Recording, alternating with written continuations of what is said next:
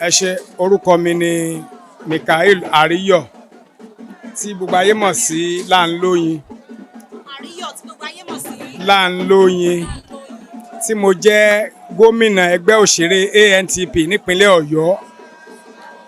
A wá síbí láti wá ṣẹ̀yẹ fún bàbá wa. Láti Ọ̀yọ́ sà. Láti Ọ̀yọ́ nìbàdàn. Ẹ ti wá síbí láti wá ṣe ẹ̀yẹ ìkẹyìn fún bàbá. Bẹ́ẹ̀ni. Ẹ jọ̀ọ́ sà, ẹ sọ fún wa irú èèyàn tí bàbá jẹ́. Àpẹẹrẹ náà ti fojú hàn. N tó mú wa tá a gbé láti rìn Ìbàdàn wá síbí, gbogbo ayé gbọ́dọ̀ mọ̀ wípé bàbá yìí bàbá dáadáa ni wọ́n láti ilẹ̀ wá. Inú wa sì dùn wípé wọ́n jèrè wa wọn torí pé nígbà tí bàbá wà ní Ìbàdàn pẹ̀lú wa, bàbá kó gbogbo wa mọ́ra báyìí ni. Toró ní iye ọdún tí wọ́n lò ní Ìbàdàn ní Mọ́sífálà. So ọ̀dọ̀ wọn láti ń ṣe iṣẹ́ tá a ti ń record everything gbogbo ìgbà yẹn. Inú yàrá wọn ni bàbá máa jáde fún ta máa sùn tá a sùn lọ́ọ̀lọ́. Ẹ máa rò pé bàbá ló bí gbogbo wa ni. So nǹkan yẹn ni bàbá dẹ̀ ń ṣe títí dòní, títí di ọjọ́ tí Ọlọ́run sọ wípé àsìkò tó. A rí wípé bàbá ò sí nínú ẹni tó jìyà kú rárá. Wọn ò jìyà kankan ò ta lé bàbá. Ìwà wọn ni wọ́n jẹ. Yàtọ̀ sí yẹn tá a bá wá rí pé inú àwọn bàbá tó ti kú nínú iṣẹ́ yìí àtàwọn ìyá tó ti kú nínú iṣẹ́ yìí kò sí ẹni tó dàgbà tó bàbá Charles Olúmọ nínú wọn. Ìyẹn túmọ̀ sí wípé béèyàn bá pẹ́ láyé èèyàn máa ń jẹ ìgbádùn ayé dáadáa sí ni. So wá dúpẹ́ lọ́dọ̀ Ọlọ́run bá wípé bàbá lólé ayé dáadáa, wọ́n ṣe dáadáa ń bẹ̀, wọ́n mú orúkọ rere lọ sọ́run, kí Ọlọ́run dákun kó bá ní tẹ́ wọn sáfẹ́ rere, kí gbogbo ilé tí wọ́n fi sílẹ̀ kí kankan mọ́ bàjẹ́ ń bẹ̀.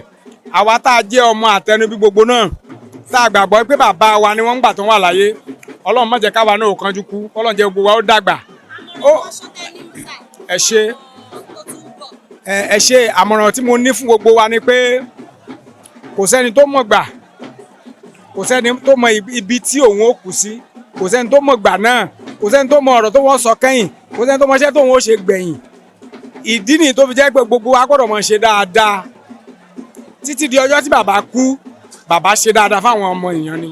So káwa náà mọ̀ ṣe dáadáa torí Ọlọ́run ló mọ ìgbà àti àkókò tí tọ́lọ́ máa sọ máa pé ètò ẹ̀ ṣètò. Ọlọ́run ṣàánú fún gbogbo wa, Ọlọ́run bá ní fọ̀run kẹ́ bàbá.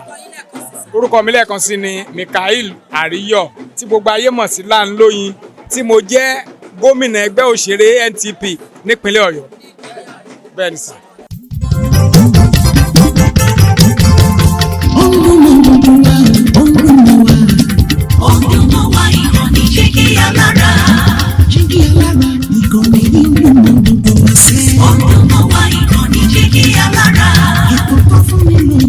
Ètò tó wà ní lọ́yẹ̀ wà ń bẹ̀. Ọ̀dọ́mọ wa ìkànnì jẹ́ kí alára. Ìròyìn lóríṣiríṣi tàbí wọn bó ṣe ń lọ láwùjọ. Ọ̀dọ́mọ wa ìkànnì jẹ́ kí alára. Ìkànnì jẹ́ kí alára.